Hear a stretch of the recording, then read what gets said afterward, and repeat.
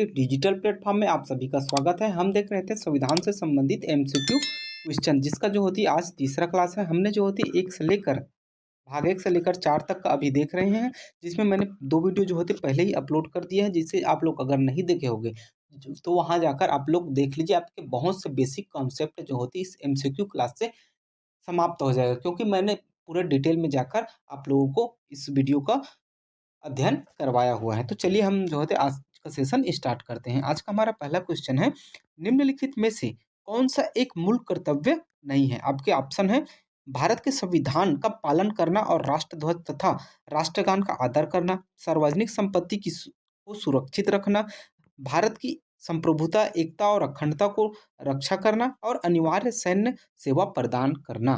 तो चलिए आप लोग आंसर जो है कमेंट बॉक्स में कमेंट करते चलिएगा। आप लोग वीडियो को जो होता है पॉज करके आप लोग कमेंट कीजिएगा, जिससे आप लोगों को स्वयं एनालिसिस होगा कि आपको नॉलेज जो होते कहाँ तक है और किस लेवल तक आप लोगों को और तैयारी करनी है। चलिए इसका आंसर देखते हैं हम। मूल कर्तव्य पूछा गया है। मूल कर्तव्य बेसिकली जो होती है भाग 4 के क में है, जिसमें जो होती है 11 मूल कर्तव्य दिए गए हैं। 10 पहले दिए गए थे, फिर जो होती है एक और जोड़ा गया, तो वर्तमान में जो है 11 मूल कर्तव्य है, जिसमें कि देखिए भारत के संविधान का पालन करना, राष्ट्रध्वज का सम्मान करना, ये सभी जो होती है ये जो होती है मूल कर्तव्य में है। सार्वजनिक संपत्ति को सुरक्षित करना, ये भी मूल कर्तव्य है। भारत की संप्रभुता, एकता और अखंडता की रक्षा करना, ये भी है। जबकि जो होती है अनिवार्य सैन्य सहायता सेवा नहीं है, जबकि विशेष अगर परिस्थिति में होगा, विशेष परिस्थिति में जो है विशेष परिस्थिति का जिक्र किया गया है, तो इसमें जो है ऑप्शन डी जो होते हैं आपका सही हो जाएगा। ठीक है, चलिए आगे देखते हैं। अगला क्वेश्चन है हमारा, ध्यान से पढ़िएगा। भारत के संविधान के भाग 18 में वर्णित आपातकालीन प्रावधानों के संदर्भ में निम्नलिखित में से कौन सा सही है? आपके ऑप्शन है, आपातकाल के दौरान राज्य सरकारें केंद्र के पूर्ण नियंत्रण में हो जाता है। ये आपका बी है, राष्ट्रीय आपातकाल के घोषणा को मंजूरी देने के लिए विशेष बहुमत आवश्यक है, जबकि वित्तीय आपातकाल को केवल साधारण बहुमत से लागू किया जा सकता है। आपके पूर्ण दिए हुए एक सही है, 2 सही है, 1 और 2 दोनों सही, या फिर 1 और 2 दोनों सही नहीं है। चलिए आंसर बताइए आप लोग। तो देखिए राष्ट्रीय आपातकाल के दौरान सरकारें जो होती है पूर्णतः केंद्र के नियंत्रण में हो जाती है, जब अनुच्छेद जो होती है 352 के तहत राष्ट्रीय आपातकाल लगाया जाता है। इसका आधार कौन है? युद्ध, बाह्य आक्रमण और जो होती है सशस्त्र विद्रोह। 3 आधारों पर जो होती है केंद्र सरकार जो होती है कहीं भी भारत के राज्य क्षेत्र में एक्चुअली जो होती है राष्ट्रपति के द्वारा लगाया जाता है केंद्रीय मंत्रिमंडल के अनुमोदन पर। ठीक है, तो ऑप्शन ए आपका सही हो जाएगा। दूसरा, राष्ट्रीय आपातकाल की घोषणा को मंजूरी देने के लिए विशेष बहुमत की आवश्यक है, जबकि वित्तीय आपातकाल के लिए साधारण बहुमत द्वारा जो होती है लागू किया जा सकता है। बिल्कुल सही है, तो आपके ऑप्शन ए भी सही है, 2 भी सही है, तो आपकी ऑप्शन सी जो होती है ये सही हो जाएगा, इसका सही आंसर है। ठीक है, चलिए आगे देखते हैं। अगला क्वेश्चन है हमारा, राष्ट्रीय आपातकाल के संदर्भ में निम्नलिखित कथनों पर विचार कीजिए। राष्ट्रीय आपातकाल की उद्घोषणा केवल मंत्रिमंडल की लिखित सिफारिश पर प्राप्त होने पर कर सकता है। दूसरा दिया है, राष्ट्रीय आपातकाल की घोषणा न्यायिक समीक्षा की परिधि से बाहर है। तीसरा दिया है, आपातकाल की घोषणा एवं जारी करने का प्रत्येक प्रस्ताव संसद के साधारण बहुमत द्वारा पारित किया जाता है। आपके ऑप्शन है 2 और 3 सही, 1 सही, 1 और 2 सही, या फिर 1 और 3 सही। चलिए आंसर दीजिए आप लोग। चलिए देखते हैं। राष्ट्रीय आपातकाल की घोषणा केवल मंत्रिमंडल की लिखित सिफारिश पर लागू हो सकता है। बिल्कुल, इससे पहले जो थे वो प्रधानमंत्री द्वारा जो है डायरेक्ट जो होती है राष्ट्रपति को बोलने पर राष्ट्रपति राष्ट्रीय आपातकाल लगा सकता था, लेकिन 44वां संविधान संशोधन 1978 के तहत जो संविधान में जो होती है अनुच्छेद 352 में यह जो होती है संशोधन किया गया कि मंत्रिमंडल की लिखित सिफारिश के आधार पर ही राष्ट्रपति जो होती है राष्ट्रीय आपातकाल लगा सकता है। दूसरा दिन, राष्ट्रीय आपातकाल की घोषणा न्यायिक समीक्षा की परिधि से बाहर है। बिल्कुल नहीं है, इसे न्यायिक समीक्षा की जा सकती है। आपातकाल की घोषणा एवं जारी करने का प्रत्येक प्रस्ताव संसद के साधारण बहुमत द्वारा पारित किया जाना चाहिए, जबकि ये गलत है। साधारण बहुमत से नहीं, विशेष बहुमत से जो होती है किसी भी जो होती है अपनी राष्ट्रीय आपातकाल लगती है वो जो है विशेष बहुमत की आवश्यकता होती है। ठीक है, तो आपके ऑप्शन बी सही है। केवल एक कथन सही है, बाकी 1 और 2 और 3 जो होती है दोनों गलत हैं। ठीक है, चलिए आगे बढ़ते हैं। अगला क्वेश्चन है हमारा, भारतीय संविधान के अनुच्छेद 356 के अनुसार ऐसी स्थिति उत्पन्न हो गई हो उस राज्य शासन इस संविधान के उपबंधों के अनुसार नहीं चलाया जा सकता। इस संदर्भ में राष्ट्रपति शासन लागू किए जाने का संबंधित जो है प्रावधान है। उपयुक्त विषय पर राष्ट्रपति द्वारा जारी उद्घोषणा को संसद की स्वीकृति प्राप्त होनी जरूरी है। तीसरा है राष्ट्रपति शासन अधिकतम 2 वर्षों तक बढ़ाया जा सकता है। चलिए बताइए आप लोग।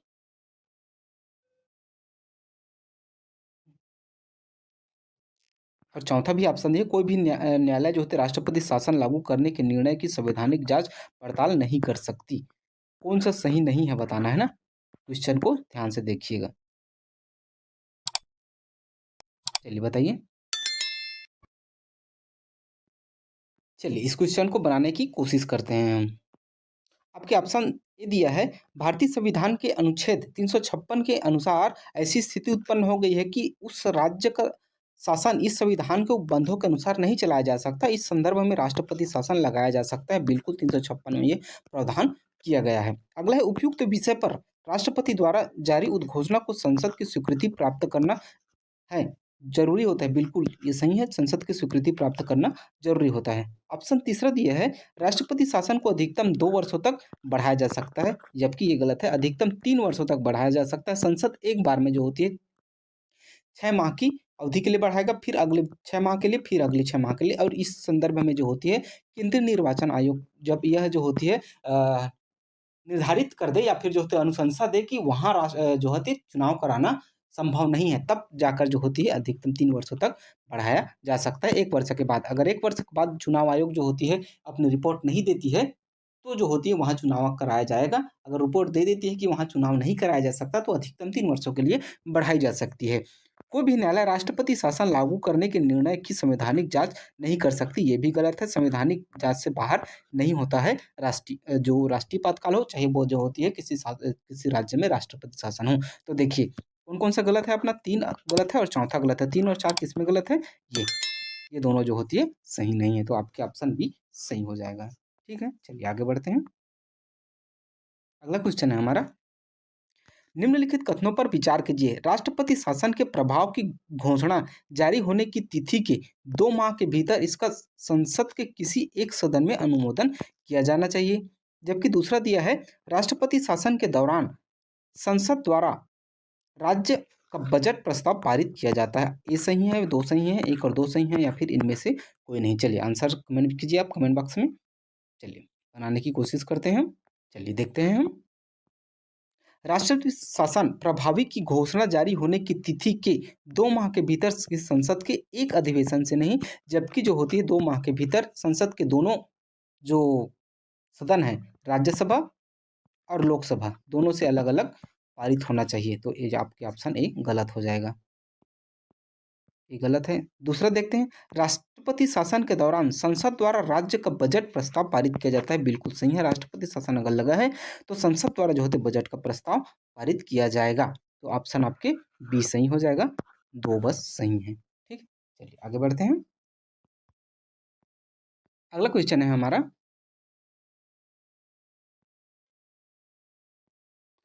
जब राष्ट्रीय आपातकाल की घोषणा की गई हो तो सभी मौलिक अधिकारों के प्रवर्तन के लिए न्यायालय जाने का अधिकार निलंबित हो जाता है, जिसके अपवाद हैं 20 और 21, 21 और 22, 19 और 20, या फिर 15 और 16। तो इसका आंसर जो है इजी है।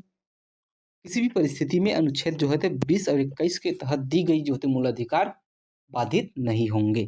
ठीक है, तो आपके ऑप्शन ए सही हो जाएगा। ठीक, चलिए आगे बढ़ते हैं। अगला क्वेश्चन है हमारा 47 नंबर का, सूची 1 और सूची 2 को सुमेलित कीजिए। दिए हुए कोड के हिसाब से आपको आंसर देना है। भारतीय संविधान के लक्षण और किस देश से जो होती है इसे लिया गया है। मूल अधिकार, संसदीय शासन प्रणाली, आपात उपबंध, राज्य नीति निर्देशक तत्व। चलिए बताइए कौन कौन सा किसमें आएगा। चलिए बनाने की कोशिश करते हैं हम।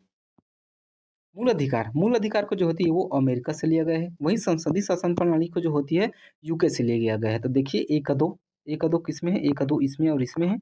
और फिर दिया है बी का 1, बी का 1 किसमें है, बी का 1 जो होती है इन दोनों में इसमें है, तो ये जो होती है सही हो जाएगा आपका। देखिए 2 ही ऑप्शन में आपका बन गया, ठीक है ना? तो ऐसे आप लोगों को बनाना है। वैसे ही जो होते हैं आपातकालीन उपबंध देखें तो जर्मनी से है, राज्य की नीति निर्देशक तत्व जो होती है वो आयरलैंड से लिया गया है, ठीक है? चलिए आगे बढ़ते हैं। चलिए अगला क्वेश्चन है हमारा, निम्नलिखित युग्मों पर विचार कीजिए। संविधान सभा की समिति और जो होते हैं उनके अध्यक्ष दिए हुए कौन से जो होती है सुमेलित नहीं है, ये बताना है आपको।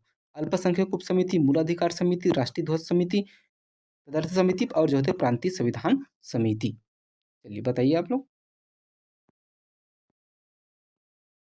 अल्पसंख्यक उप समिति के अध्यक्ष जो थे वो एच सी मुखर्जी जी थे, तो 1 और 2 दोनों तो गलत हो ही गया। और मूल अधिकार समिति के जो है जेबी कृपलानी जी थे, ठीक है, ये दोनों गलत हो गए। राष्ट्रीय ध्वज समिति के लिए तदर्थ समिति के जो अध्यक्ष थे वो जो है राजेंद्र प्रसाद जी थे, राजेंद्र प्रसाद, ठीक है। वहीं प्रांतीय संविधान समिति की बात करें तो प्रांतीय संविधान समिति के अध्यक्ष जो थे वो सरदार पटेल जी थे। वहीं संघीय संविधान समिति के अध्यक्ष कौन थे, तो संघीय संविधान समिति के जो अध्यक्ष थे वो जवाहरलाल नेहरू थे। वहीं प्रांतीय के सरदार पटेल जी और राष्ट्रीय ध्वज समिति के राजेंद्र प्रसाद। तो दिए हुए कथनों में से कौन सा सही नहीं है, तो जो होते चारों के चारों सही नहीं है, ठीक है। तो ये आपके ऑप्शन डी सही हो जाएगा, ठीक। चलिए आगे बढ़ते हैं, कुछ क्वेश्चन बचे हैं बस आज के लिए। निम्नलिखित युग्म पर विचार कीजिए। वल्लभ भाई पटेल, राजेंद्र प्रसाद, एच सी मुखर्जी, जान मथई। उपयुक्त कथनों में से कौन सुमेलित है बताना है। चलिए बताइए आप लोग। देखिए वल्लभ भाई पटेल जो थे अंतरिम सरकार में गृह एवं सूचना प्रसारण मंत्री थे, सही है। राजेंद्र प्रसाद संविधान सभा के अध्यक्ष थे, स्थायी अध्यक्ष थे, बिल्कुल सही है। एच सी मुखर्जी संविधान सभा के उपाध्यक्ष थे, ये भी बिल्कुल सही है। वहीं जान मथई अंतरिम सरकार में उद्योग मंत्री थे, ये भी सही। तो दिए हुए ऑप्शन में से चारों के चारों सही है, तो उपयुक्त तो सही डी आपका सही हो जाएगा, ठीक। चलिए आगे बढ़ते हैं। अगला क्वेश्चन है हमारा और आज का लास्ट क्वेश्चन है।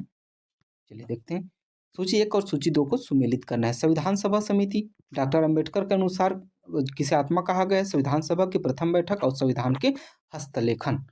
चलिए बनाने की कोशिश करते हैं, नीचे से देखते हैं। संविधान के हस्तलेखन समिति के हस्तलेखन किसने किया था, तो प्रेम बिहारी रायजादा ने किया था। तो क्या है डी का अपना 2, तो डी का 2 जो होती है इन दोनों में है, डी का 2 दोनों तो कट गए। संविधान सभा की प्रथम बैठक जो थी वो 9 दिसंबर 1946 को हुई थी, प्रथम बैठक। तो सी का 2, सी का 3, तो सी का 3 देखें तो इसमें है, ये जो होती है आपका बी आंसर सही हो जाएगा, ठीक है। और वहीं जो है संविधान सभा की अंतरिम अंतिम बैठक जो 24 जनवरी 1950 को डॉक्टर अंबेडकर ने किसे आत्मा कहा है, तो संविधान के उपचारों आर्टिकल 32 को जो होती है हमारे डॉक्टर भीमराव अंबेडकर ने संवैधानिक उपचारों का अधिकार यानी कि संविधान की आत्मा कहा है। तो यहाँ तक वीडियो देखने के लिए बहुत बहुत धन्यवाद। अगर आप लोगों को वीडियो अच्छा लगा हुआ तो लाइक कीजिएगा, सब्सक्राइब कीजिएगा और ज़्यादा से ज़्यादा लोगों तक शेयर कीजिएगा। मिलते हैं ऐसी किसी नेक्स्ट वीडियो में, तब तक के लिए जय हिंद, जय भारत, जय छत्तीसगढ़।